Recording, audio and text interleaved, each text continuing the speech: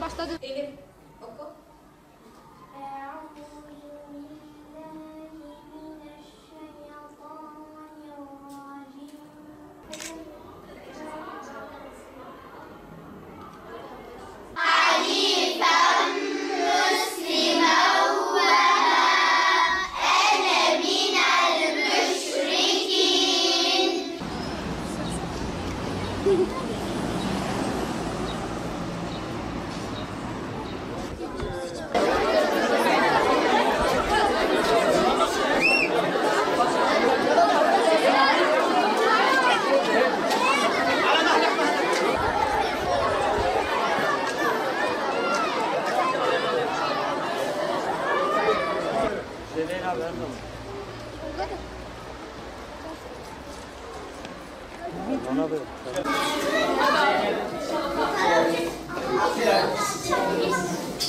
Bugün biliyorsunuz bir dönem boyunca derslerimizi işledik ve bunun verimini almak için ne yapacağız? O zaman değerli olduğunuzu kanıtlamak istiyorsanız tatilde ne yapmanız lazım? Güzel bir şekilde hem eğleneceksiniz hem de güzel vakitler geçirip Karnı davul, karnı davul, güm güm güm.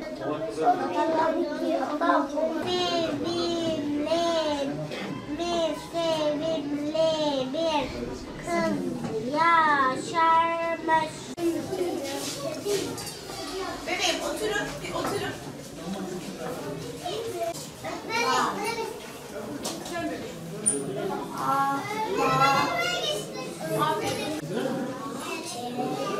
Efendim bebeğim.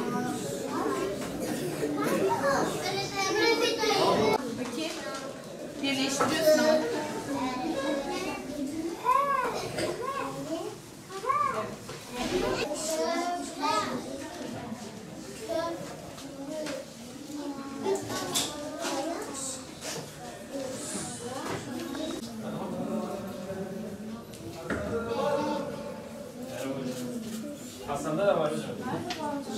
Yeni bir sömestr tatiline daha başlamış bulunmaktayız.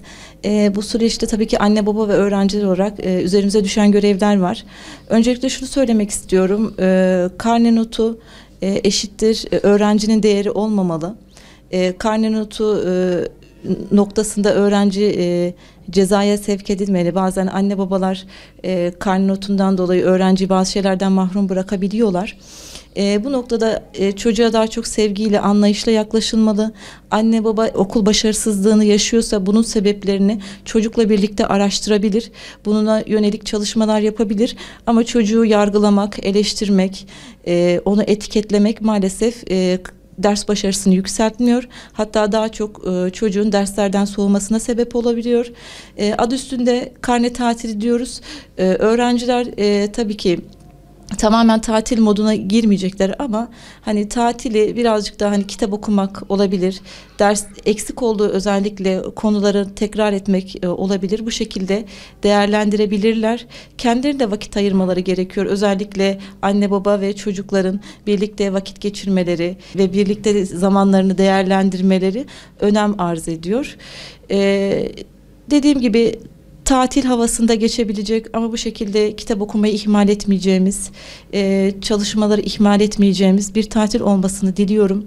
Anne babaların da bu noktada çocuklara daha toleranslı, daha anlayışlı davranmaları gerektiğini söylemek istiyorum. Nottan ziyade sevginin daha ön planda olduğu ve aile ilişkilerinin daha çok güçlendiği bir tatil dileğiyle. Yarı yıl tatiline girdik. Bütün öğrencilerimize hayırlı olmasını diliyorum. Elbette bu yarı yıl tatilinde yorucu bir dönemin sonunda vardık. Çocuklarımızın karnelerinin kimisinde iyi puanlar olacak. Kimisi takdir getirmiş, kimisi teşekkür getirmiştir. Kimisi belki belge getirmemiştir. Hepsini tebrik ediyoruz, hepsini kutluyoruz. Bu yorucu çalışmalarında, bu verimli çalışmalarında kendilerine tekrar başarılar diliyorum. Ancak öğrencilerimiz tatile başladılar diye her şey bitti anlamına gelemez. Elbette bu dönemi dinlenerek geçirmeleri en faydalı olacaktır. Bununla beraber kitap okumalarını kesinlikle ihmal etmemelerini istiyoruz. Yine bununla beraber Kur'an okumalarını özellikle tavsiye ediyoruz.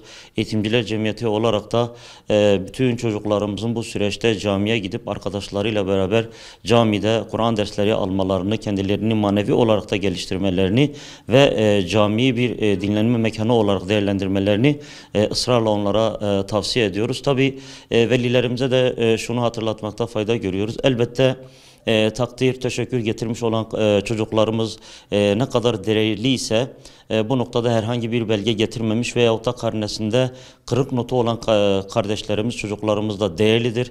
Kesinlikle notların durumuna göre çocukların değerlendirilmemesi gerekmektedir.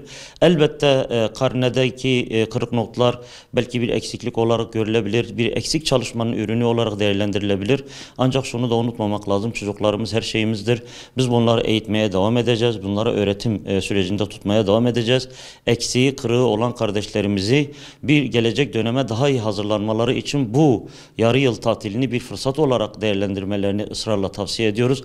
Bununla beraber velilerimize kesinlikle çocukları arasındaki kırık not, takdir, teşekkür getirmişleri arasında ayrım yapmaksızın onları ödüllendirmelerini, onları taltif etmelerini, tatil imkanı sunmalarını kendi maddi gerçeklikleri üstünde tavsiye ediyoruz.